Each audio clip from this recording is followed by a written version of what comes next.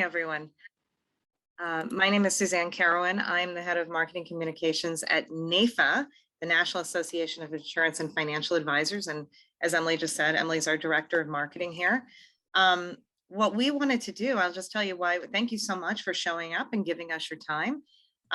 What we wanted to do is just really put together an informal group of like-minded association professionals who hopefully are all trying to do their best, have challenges, right, et cetera, and that we can just kind of come together and share some of that, because we're big believers, of course, in economies of scale and also R&Ding it, rip off and duplicate, but also to be able to really, make sure that we can support each other.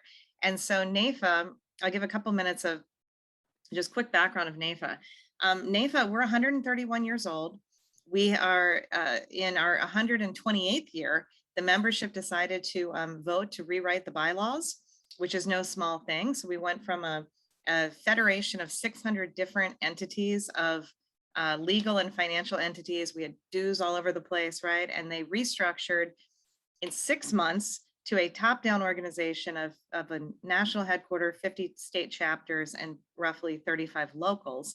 And so we've been undergoing that change for the last couple of years, which has had, it's been quite a ride. It's been a challenge. But I think the bigger thing is that historically NAIFA has only ever really worked with other associations, specifically in the insurance space. And so we've been kind of in our own little bubble. And what we wanted to do is break out of that and get into new bubbles and just create new networks of like-minded organizations. Because one of the things that we've taken on in the last couple of years is we've started to do more on the consumer side, going to direct to consumers, and also on the financial literacy, kind of financial wellness side.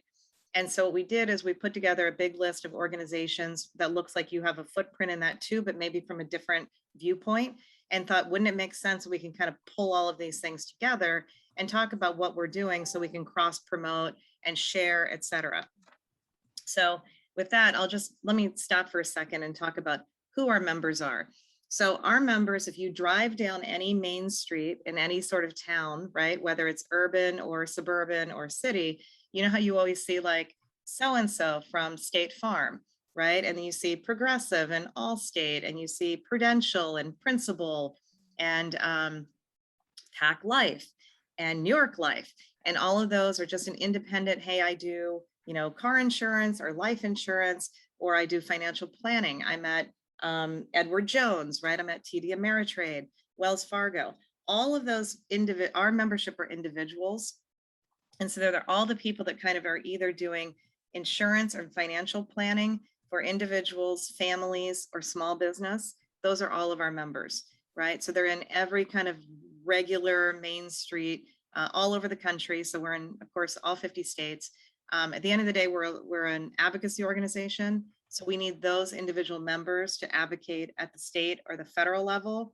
And the big value they bring, we're known as the storytellers, because they're the ones who can come and say, listen, if here's the real repercussion of, let's just say, one aspect of Build Back Better, let's say, if this passes and this is what this means to people, if you need to raise funds, Congress, and you put a tax on death benefits, this is what this means to people who just had somebody who died, right? So that's what our people are kind of doing. So they're like total salt of the earth, Main Street, we call them, they support Main Street USA.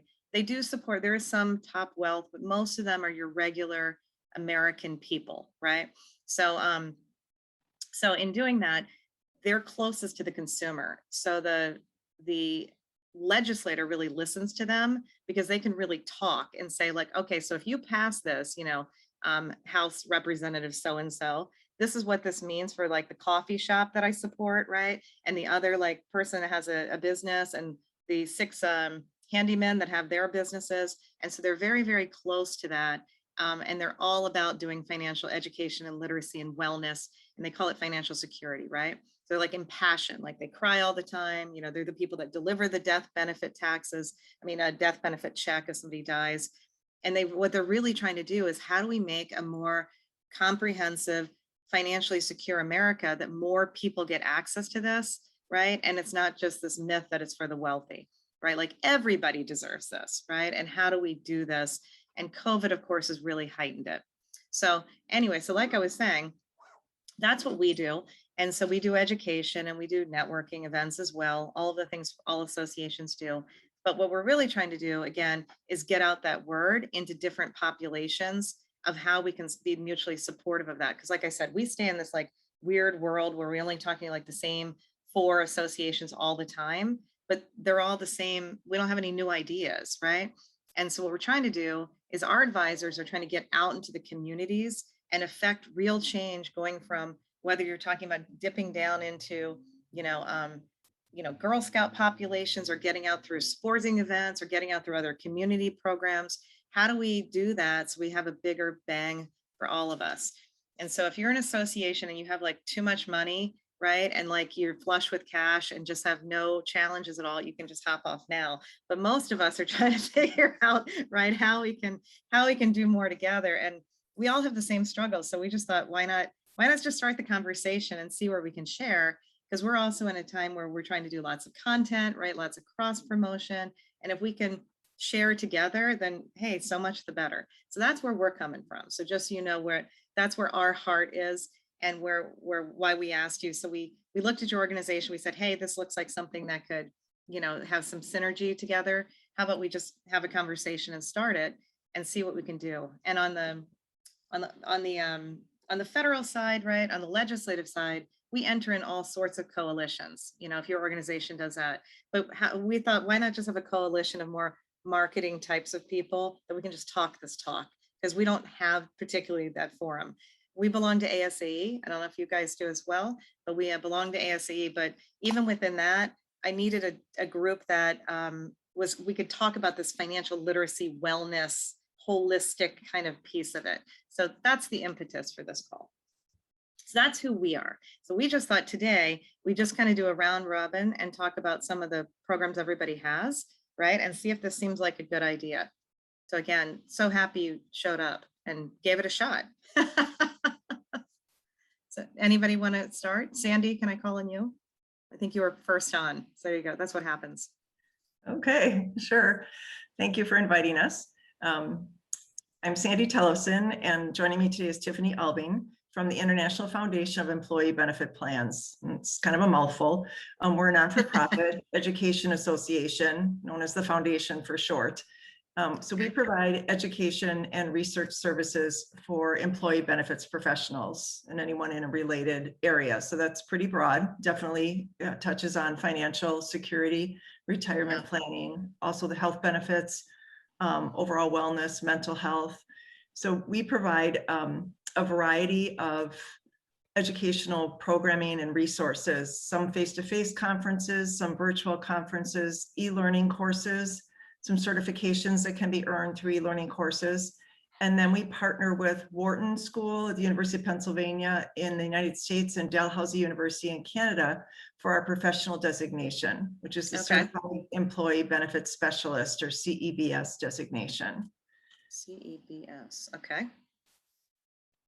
So that's a quick overview. Tiffany, I'm going to let you add a little bit more probably about the foundation. Oh, sure. Just to compare and contrast, Suzanne, what you said about your organization. We're a 501c3 and we're non-advocacy. So we've been around about 70 years.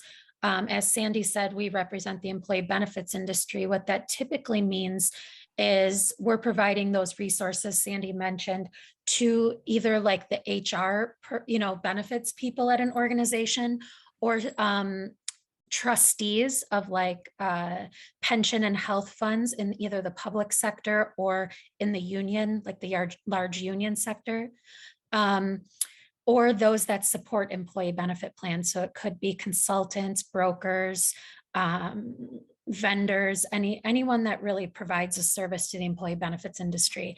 I think what maybe contrasts us a little bit is we don't have a lot of education that's direct to consumer. Most of our education is, we might have some that can be turnkey, where the plan sponsor can provide some education to their members, but we don't do much that's really direct to consumer. And most of our education is actually focused for the plan. So the health plan, the pension plan, 401k plan, and the people that represent it. So, it's even interesting. So I totally know why. So our members, we have a set of our members. So again, our members cross into all these different practice areas as well, right? So you've got people that do property and casualty, they do life insurance, they do disability, and we do employee benefits. And the employee benefits people have been saying, hey, we need you to create a new center for us of thought leadership that is all about employee benefits, because they don't have information. That information's got like going to HR people, not to the advisors, but they're out there selling maybe worksite products or going out. So like if we could just get those together. So already maybe we can start cross promoting, the services and products that you have, because we're never going to develop those. And they probably don't even know that they exist in your world. Great. Okay. And we're a membership organization, and we have both organizational membership and individual memberships. Yeah. So there's, the resources can be accessed for folks, like you said, that hang their shingle on Main Street, or for a large organization. Awesome. That's nice to have organizational membership. That's nice. It's hard doing it one person at a time. When you look at like a union trust fund, they really have to have that model, Right. because the trustees have different day jobs that aren't employee benefits. They might be a teacher, or they might be a plumber, or they might be an actor in the Screen Act, like in the Screen Actors Guild. So it's, it's not their day job to do this. So that organizational membership makes sense for those groups. Right. So where is your organization based? We are based in the Milwaukee area, Milwaukee, okay. Brookfield, Wisconsin. And we have memberships from folks all across North America, along with, I can speak for CEBS students and grads. We have some of those in India, China, Okay. Japan. I'm not sure if we have actual foundation members from some of those other countries. But We do, but it's limited, because most of our education is about US and Canada, and then our global information is for multinational corporations. So Got it's it. not like we're in India training about India's benefits.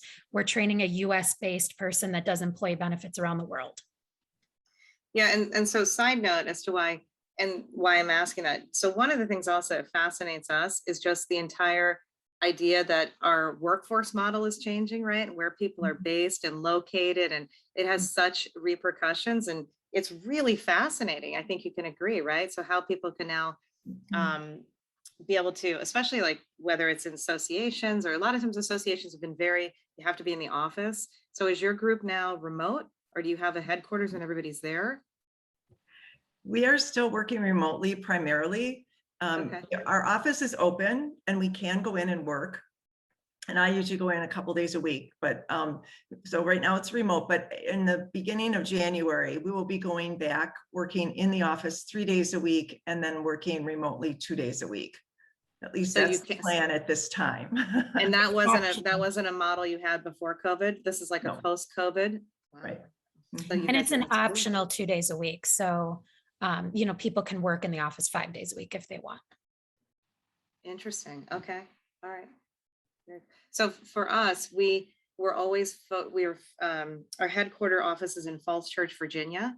And then this was very progressive. They actually bought an association management company who was managing some of the chapters. And so then that became this Midwest office. But what we found through COVID is that we're able to now hire more and more. We're open enough to hire more people across the country. Like, where's the talent? Right, which makes a lot of a sense for, I've always thought, for associations, and also for committee meetings and stuff like that. So now we're just like, so then our CEO decided, he's actually originally from Florida. So he said, after COVID, no one's here. I don't need to be in the office. I'm going to move back to Florida and be the CEO. So now we have 2 vice presidents in Florida. He's in Florida. They create a position. I'm a vice president. I'm out in Ohio. Right, Emily's in Iowa. We've really expanded. It's a kind of an interesting thing for associations to say, hey, this works, right? And everybody was surprised to say this works. And so now they're saying, why do we need this big Falls Church office? So they're just going to keep reducing the footprint. And then, we can't change where Capitol Hill's located. So we'll keep like an office for that. But other than that, it's, it's a massive cost saving. I mean, it's huge, right? It's a very interesting model to do that. So we're not there. Yeah. Yeah. I don't know. Um, I mean, I think it's a big deal to change to a hybrid model, right? After probably Yeah. all those years. So we're still in our hiring, we're still focused on the Milwaukee market. Got it. We do have an employee that is outside of Toronto, and that was by design because, we educate the, You Canadians. need a Canadian. Yep. And we also have an employee in Michigan that was by acquisition of an event. So outside of that, we don't have anyone else, Sandy, right? That's outside of Wisconsin. That's it. That's it. Mhm. Yeah. Interesting. Yeah. So Amanda, what about you? Hi. So yeah, I'm in Florida, so I got my Seminole cup. Oh, got it. All right. So you're like, Florida. I'm like, yeah. I get a little chop going. Yep. Yep. So I actually work for the International Association of Insurance Professionals, also known as IAIP. We are managed by an association management company called Meeting Expectations, which is out of I know that. Atlanta. Yep. And so IAIP's offices are based out of the ME offices in Atlanta. And Okay. I did work in the ME office in Atlanta for 6 years. And then 5 years ago, I moved back to Tallahassee. So Meeting Expectations has been doing the remote thing before remote was cool. We've always Right. had that philosophy of what you just mentioned about talent. It's all over the country. And when you are serving a nationwide association, it is nice to have people in different parts of the country. Time zones are really important, as you all know, and trips on site to get to places. So, our meeting planners in Chicago for this specific client, but we've got people in California, Texas, Colorado, all over the United States. So that is nice because Meeting Expectations is always focused on the talent and where you are. It helps grow the brand. It helps grow the company. So we did have a Falls Chase office for a while, and they closed that a couple of years ago, and everyone there went remote. Mhm. So we did have a presence there for a little while for Meeting Expectations, but primarily out of Atlanta. And they actually just moved their offices in Atlanta. We were in Buckhead, and they just physically moved our offices because the staff, as so many people are going remote, they've actually shrunk the office space, moved into a different building.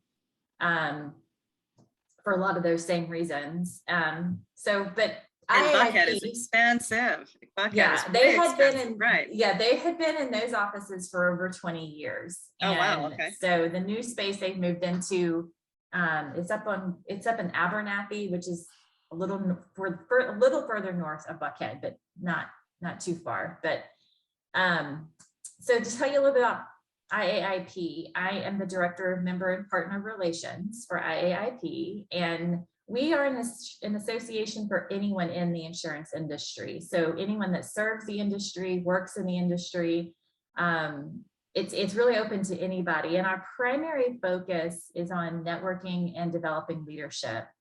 Okay. We do oversee 3 designations. Two of them are based on your participation in the association. And then one of them is a leadership designation called the Certified Leadership Professional. That designation is referred to as the CLP. Our CLP program are, I was going to post into the chat there a link to the program for you guys. So you can see it if you'd like. Like I said, it's leadership based, a lot of soft skill training. This is not only for people who are members. This program is actually available to non-members as well. You get a discount as a member, but it's a really fantastic program for leadership training, especially for new managers or people that are trying to bump into management. Our membership model is like yours. It's the individual base, but in the last year, we have developed a corporate membership model that actually is an all-you-can-consume education model. So once a corporation enters into that and they designate the people under the umbrella for the membership, they get all you can consume, all of our education at no charge for 1 year. So included in that is earning the CLP designation. Now they have to actually take the courses, take the test, and fill out the application. But once they do that, they've earned the designation, and we've been able to accomplish that with a couple of different organizations in the last year and a half. It's been a great program. When I speak to other organizations, they're like, we've been looking for this. We don't have the opportunity to invent this. You're already doing it. So it is such a great program. It's self-study, which is also really convenient, especially if you're working in remote settings. It's downloadable self-study, but we do also offer once a month virtual courses that are taught by our members. So if you do crave the more the instructor setting, we have that opportunity once a month for people to join in. So let's see here. We do also have a foundation, and so that is our 501c3, but IAIP is a 501c6. So we kind of go, we have both sides of the head in our offices. So we do have a foundation that administers grants and scholarships. We have an annual conference every June, and we have 7 regions. And then underneath the regions, we have councils, we have 25 councils. And then under that, we have probably 120 local associations. I feel your pain with the model because they're all different price points. And oh man, I feel that. I hear you on that one. So anyone have any questions about IAIP? And managing all those different due structures in YM is a treat, isn't it? Oh yes, yeah, especially when they don't report to me that they changed their dues. They're like, thanks for the heads up on that. I've been charging people incorrectly. So yeah, it is and we work out of 2 different databases. So we're in YM for the front-facing member database, but then we also work out of FileMaker. So, and they don't talk to each other. So that's also Did you fun. say FileMaker? Mm-hmm. Wow. Okay. Didn't even know FileMaker was still around. Okay. Yeah. Right. Yeah. So yeah, this is all like association pangs that we all sort of feel. But it's a wonderful group. We've got just some of the most amazing people I've been able to work with this group. Our members are incredibly dedicated. We've got members that have been around for 30 and 40 years and are very dedicated to the industry. They're very dedicated to the future of the industry, making sure that the association has a fantastic legacy that they want to leave behind. But trying to attract those younger members is difficult. I mean, it is. They just don't quite understand what an association is. They don't understand the benefits of belonging. So that's something that we struggle with, and our hopes is with this corporate membership that we rolled out in the last year, it is targeting a younger audience because the courses are really for that entry level new manager. And so that's sort of been who has been participating in these courses. And we are in the process of developing an advanced CLP. So that'll be a complementary designation to the CLP. So it'll be the CLP. And then if you do the advanced, you can add an A onto the end. So then people will know you have done the advanced. Oh, the advanced. So, okay. We're in the process of developing those courses as well. So you mentioned that you had your title also includes partnerships. So what kind of do you have a whole partnership model, or what do you mean by partnerships in your world? So I oversee all of our sponsorships. So we have corporate partners, we have convention sponsors, and then our corporate membership is also included in the partnerships. So I execute those contracts, I seek out those partners, I do all of the negotiating and hand-holding. And the renewals and all of it. Yeah. So you've got membership and partnerships, all that sponsorship stuff. Okay, so this has been a really debatable point in our organization. It's like, where should that fall? Like, who owns that thing? Yeah. Okay, so you bundle it with membership. Well, I think in my experience in associations, I've worked for 6 different associations, and it really comes down to the talent that works for the association. So when I joined IAIP, the gentleman that was in the position before me, he retired, and he was membership, and he didn't want anything to do with marketing. He didn't want anything to do with sponsorships. Like, he was solely membership, and he was good there. He was very data driven. He, going between the databases was something he was fine with.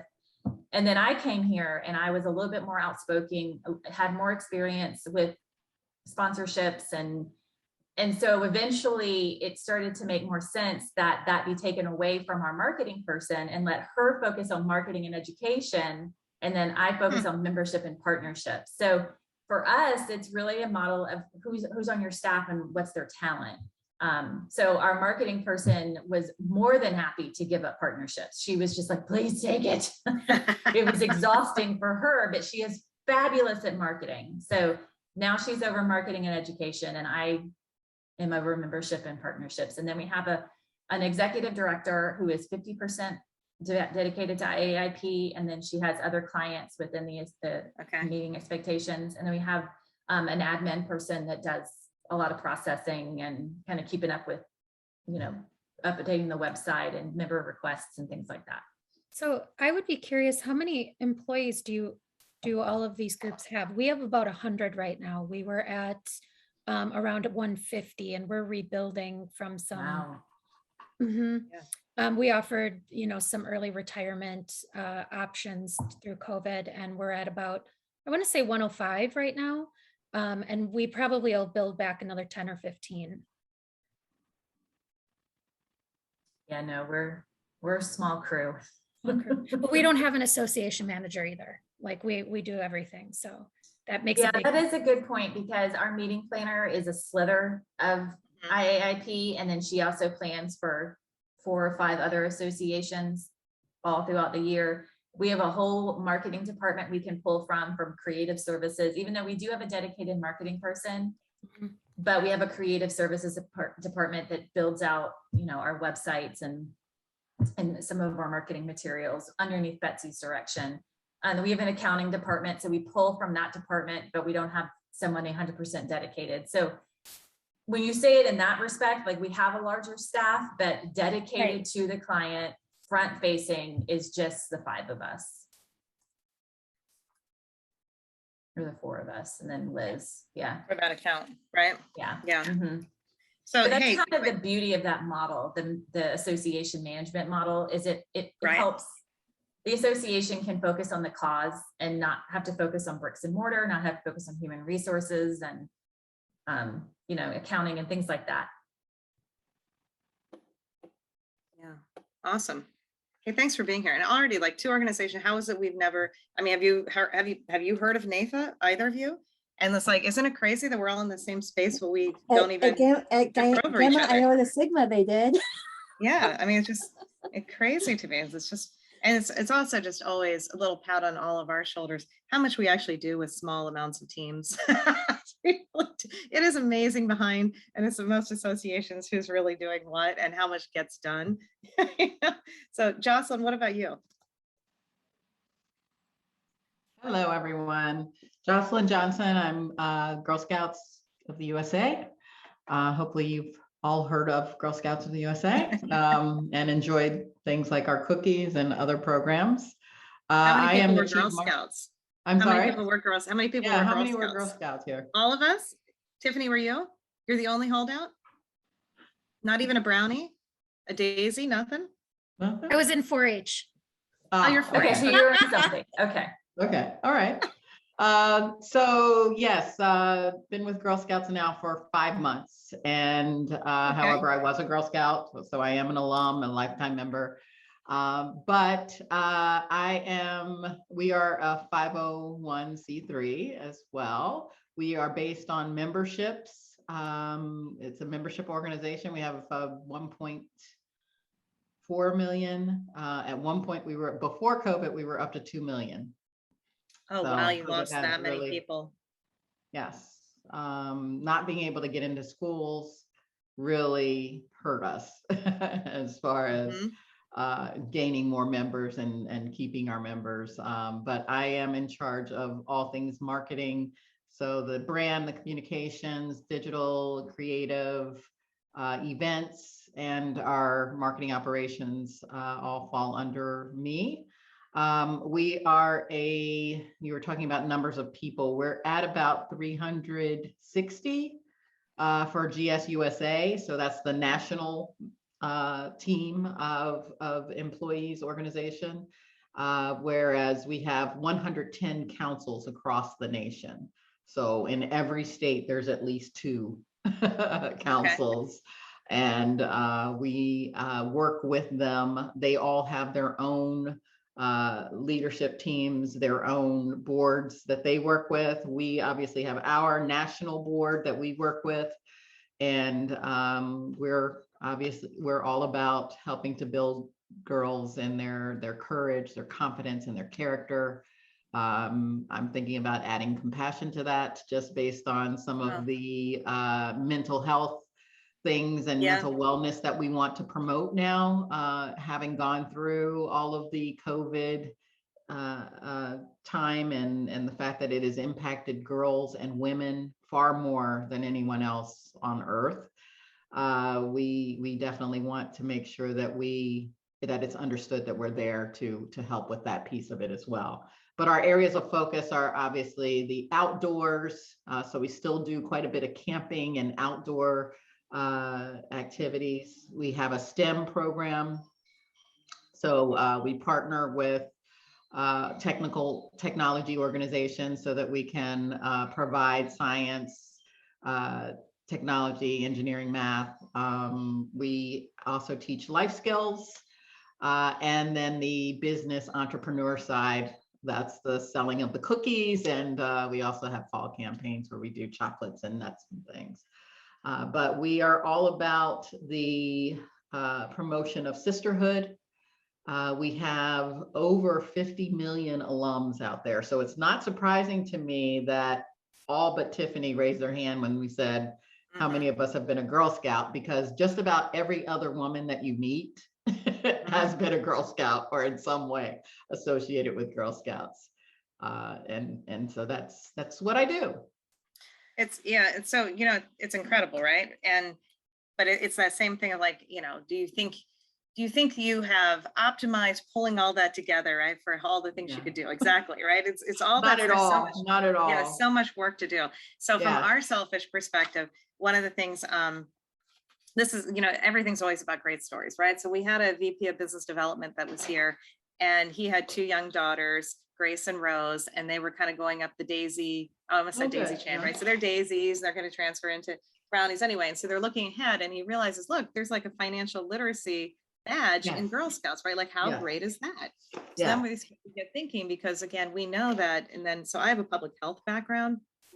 So one of the things I study in global public health is microcredit and micro business opportunities.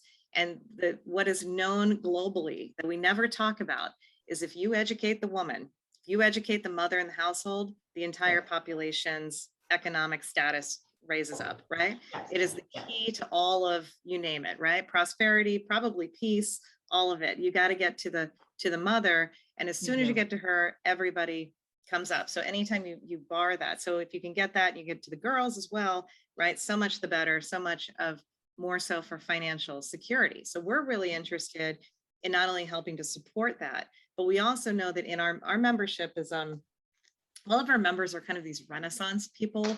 Like they don't just do financial advisors. You also find out like they're the karaoke king, right? Or like they also do, et cetera. So one of our rising leaders, who's our young advisor team leader of the year, is a major Girl Scout. She's a silver star. She's like runs the council, Awesome.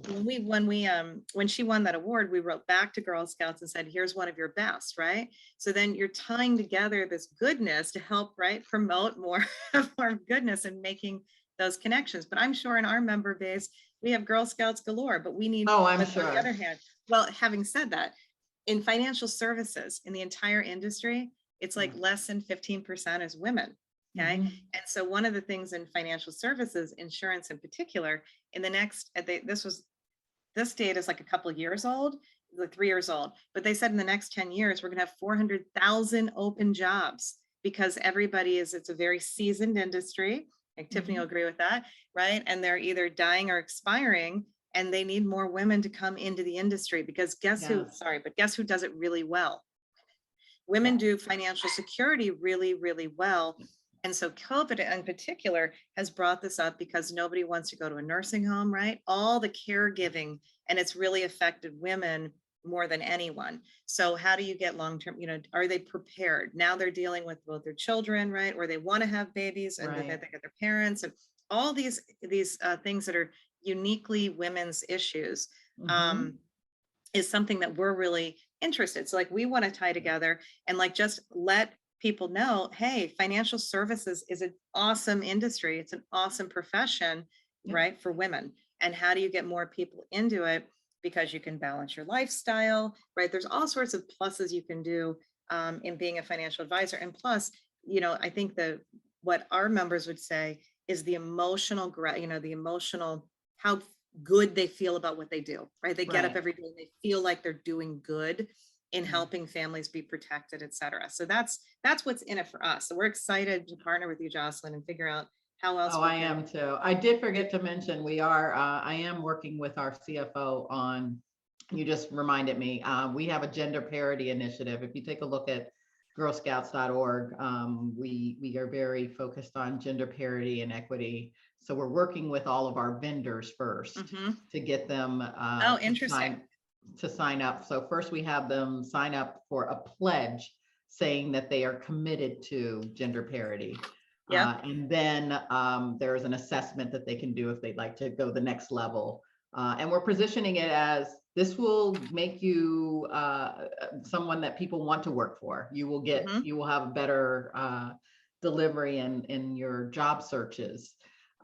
So we are actually having a session with our financial community vendors, the Vanguards, the Goldman Sachs. We're having a session to talk about gender parity on December 1st, actually with that group, so that we can try and emphasize the importance of it and continue to try and make it so that the business world, and in this case specifically the financial world, is a better place for our girls. We're teaching them Mhm. all of this. We want them to have opportunities, and we want them to be treated fairly when they do get to the point where they can make the decision to go into finance.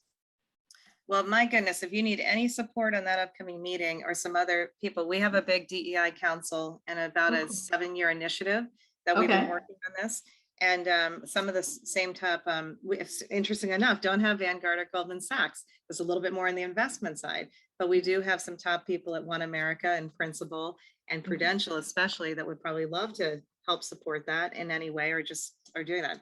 So Wonderful. has your CEO, is everybody familiar with how many people have DEI initiatives? Maybe I just ask that, right? Does everybody have Ours is DEI? called DEIRJ. We added racial justice to it. Oh, look at that. Mhm. Has everyone's CEO signed that CEO pledge, that action network that PricewaterhouseCoopers puts on? Yes. So Not if you aware. haven't, here you go. If you haven't, there's something called the Oh. CEO pledge, and it's the CEO action network. So it's based from PricewaterhouseCoopers, but basically your CEO signs it. But the community they have kind of like a monthly meeting that goes through it. It's phenomenal. The people that are on there and the ideas that you can pull from. I don't know, Jocelyn, you gone to any of those yet? I have not yet. No. Yeah. Yeah. So I highly recommend it, right? Like I highly recommend to get onto your CEO to do that. And then also, The resources alone are fantastic. Emily, Okay. by any chance you have that, can you pop that Yeah, I was URL? I was gonna, let me see if I can get the link and I can share it with you guys in this chat. And then there's also one on the, if you have anybody on the government relations side, there's a government relations one too. So Oh, our cool. so our SVP of government relations has signed that, and it's saying that basically your government relations is going to take into effect, right? This is how you're going to go about it, and you're attesting to that you believe in these principles in advocacy. So we're hardcore on that one as well, which is why we say financial security for all, right? Because there's so many underserved populations out there, and when you get into people's money, it gets personal real quick. Yes, it does. So Yes, it does. you need to be able to do it. So that, I love that. So that's even interesting, the DEIRJ. Mhm. And I was gonna say, junior league changed theirs to be, what did I say? DEIC, what was oh, now I can't even remember what it is. But they updated it to add another, like, I want to say like compassion or, I love the compassion. Yeah. Yeah, we yeah, need it. Yeah. yeah. And I could be pulling compassion because you said that, and Yeah, that really yeah. triggered That just something came up last in- week. with me. Golly, not a very good junior league member right now to remember what. Well, what it is Monday morning. Give yourself, Right. be gentle on oneself. Yes. But yes, I Right, just popped the CEO action.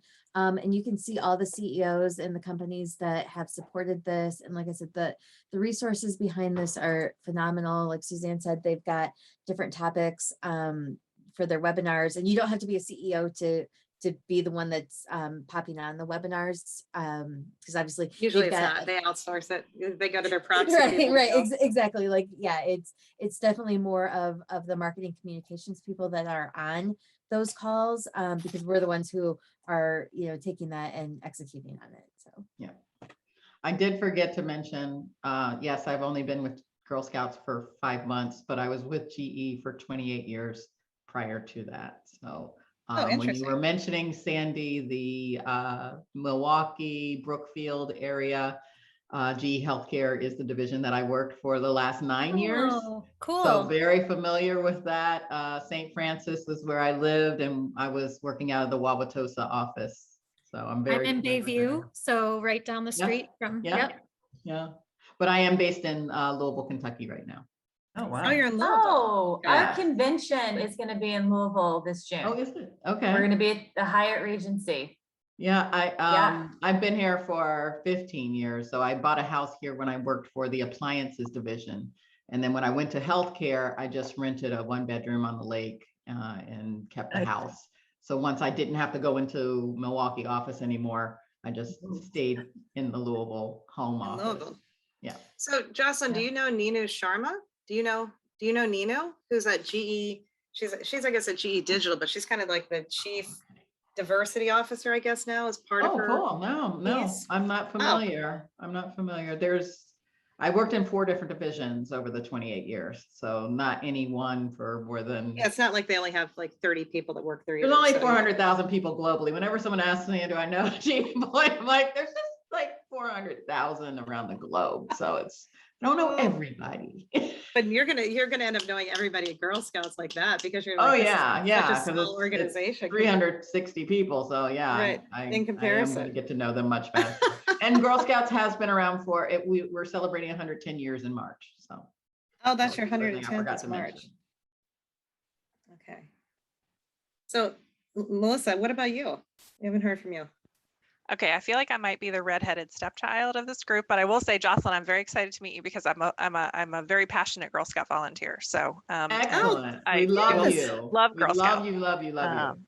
So I work for the Club Management Association of America, and that is the national association for the individuals who work in country clubs, yacht clubs, city clubs, athletic clubs that you find all around the country.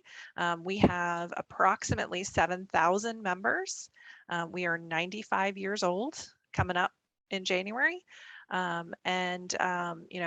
have a unique perspective in hospitality. Our members have experienced over the last 18 months the busiest times of their lives because they have golf courses and tennis facilities and pools. And so because they had all that outside space, all their members flock to them. And so it's a very they're unique private. situation, and they're private. So there's that element of you feel safe, right? You know the people that work there and you feel safe. And so,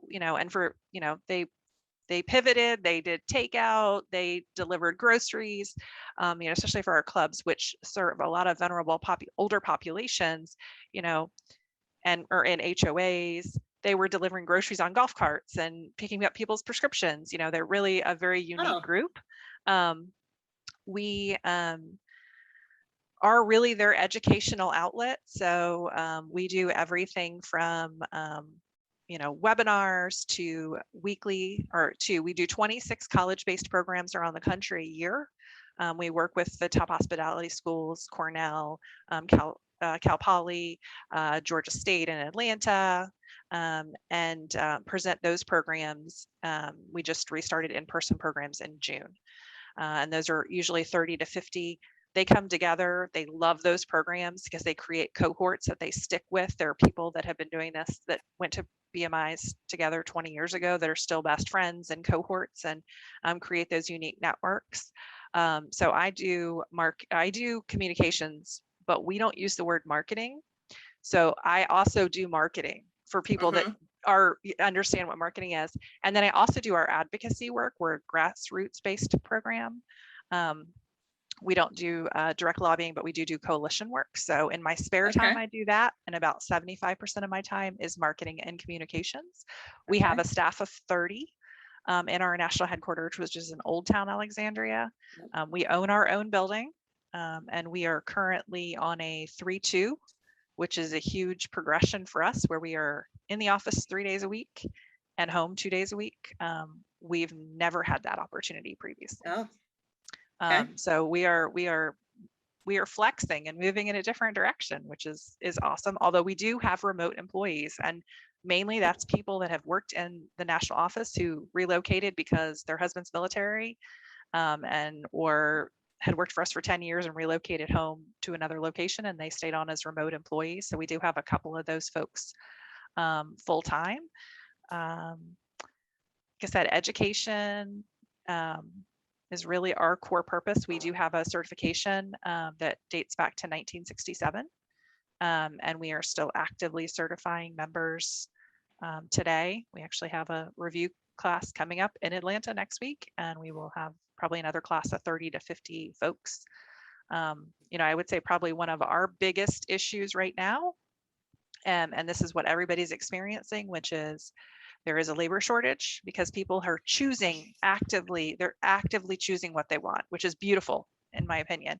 And that's making our facilities who weren't in our clubs, who weren't thinking about being an employer of choice, really think about what they have to do to be that in their community. So, and this is a very weird niche of hospitality.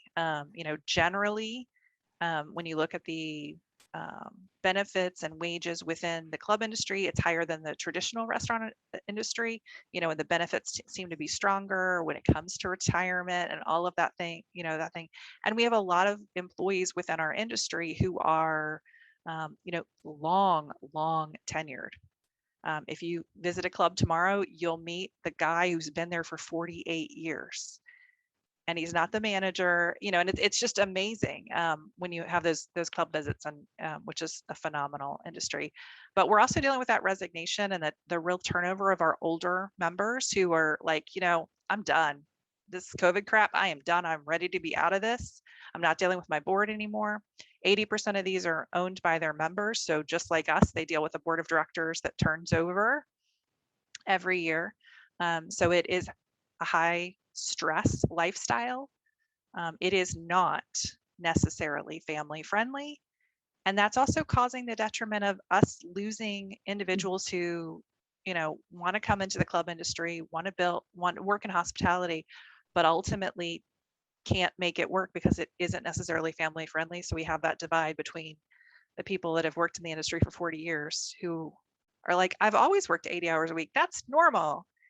And to now having them learning that they're going to have to hire more managers and more staff because people need to have lives, and we have to flex. So for us, it's a big inflection point.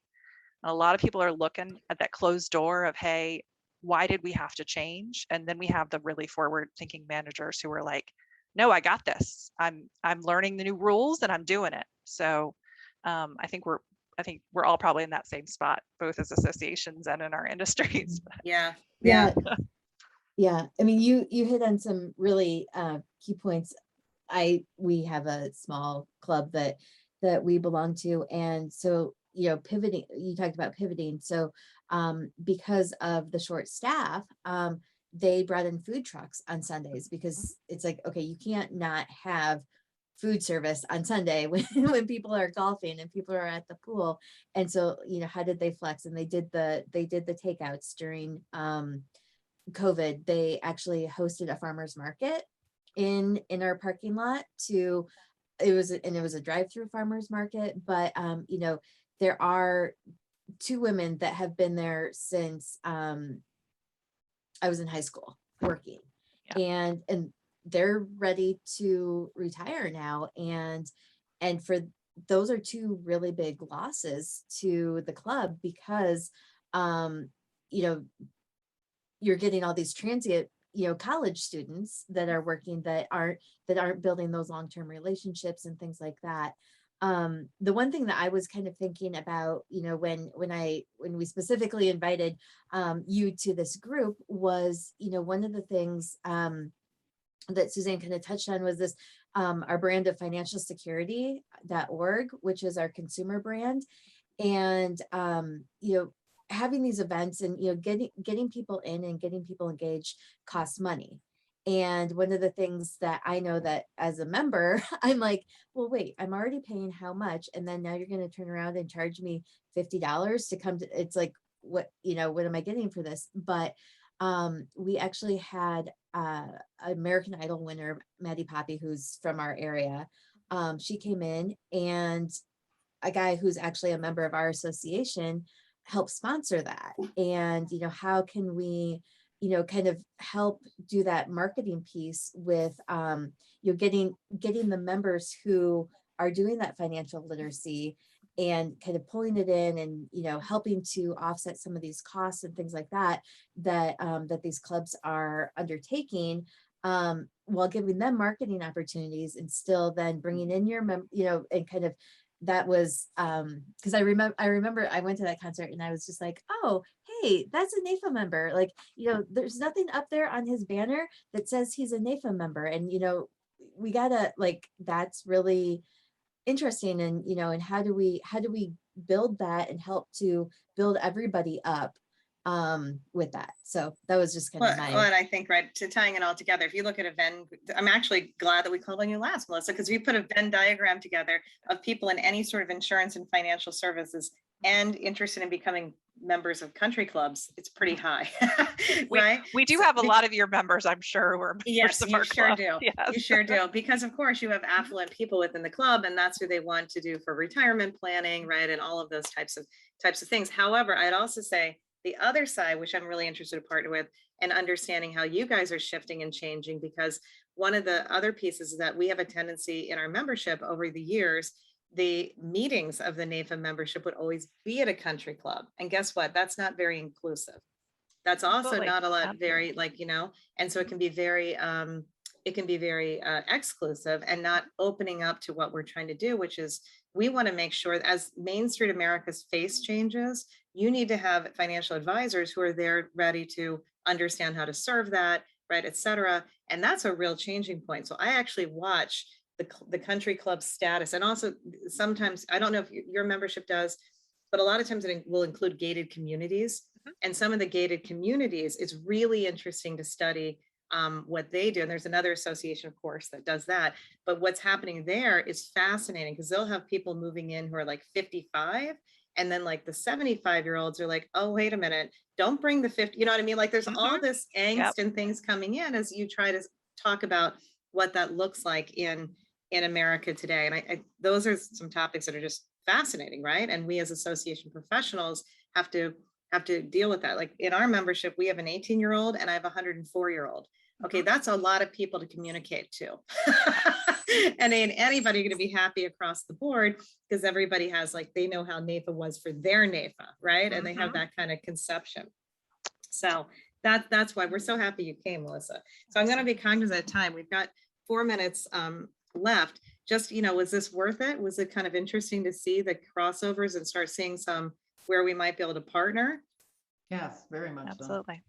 So my thought was, I was just jotting down topics, and I think I could put out, or we could put out, and then I want everybody to just jointly say that. We could just, decide on however you want to meet, monthly basis. Let's take a topic and let's just break it down and see what everybody's doing and share some resources and some ideas, right? Because we're all going through this together. That sounds good. Sounds good. Yeah. Okay, great. Any other questions, comments, thoughts? Melissa, I'm just curious, you mentioned a certification that's available to your members, but what other kind of education do you offer? So we do everything from webinars to in-person events. We do have an online learning platform that has some micro learning as well. And we've even delved into, we have a podcast to even make it accessible to people outside of our membership. And what kind of content do you offer? literally everything. We have 11 core competencies for the profession. So it is everything from food and beverage management to financial management and accounting, to leadership and governance. So literally across the spectrum, okay. and as well as sports management. We offer a whole thing on just sports. Wow. We also Wow. have we have a foundation, and we also have a another affiliated organization that we took over, which is the Club Spa and Fitness Association, and that is just the people who do spa, wellness, and fitness within the private club industry. Oh, that makes sense. That makes total sense. And I don't know if you saw on, I think it was on one business thing, they were saying that Peloton, right, skyrocketed through COVID, and now they're just dropping dramatically because people are ready to like go back to the, just right. Good to know. Fascinating as we kind of go through this together to see the changes that's going to come out of it. Okay. Well, thank you so much, everyone. You know, have a Thank you, great rest of everyone. your This week. is great, and we'll get the recording and you know, and kind of share some highlights, and I'll share it with the whole group, and you know, try and see if we can get some more because I think we had over 200 people that we were trying to, and you know, it's part of it's finding the right, you know, email addresses to do the invites. But if you guys know anybody in your networks and things like that you've got a direct email address for, please share that with me, because you know, we did kind of really broad outreach. Google was our friend, you know, to try and find the right contacts. So we appreciate if anybody has anything that they can share. Yeah, one of our clients is M&A Source, which is merger and acquisition professionals. So I'll see if someone from that team, they're managed by meeting expectations, but that would be a good one specifically because you're talking about financial security and I'd be very Well, interested in that org. people are buying up practices like crazy, right? Like this is a Mhm. major thing of consolidation in the industry. That would be really interesting. yeah, I'll see if one of those team members is available to join. That'd be great. Awesome. Awesome. All right. Thank you very much. Take care. Thank you, Thank you. everyone. See you Bye, soon. everyone. Bye.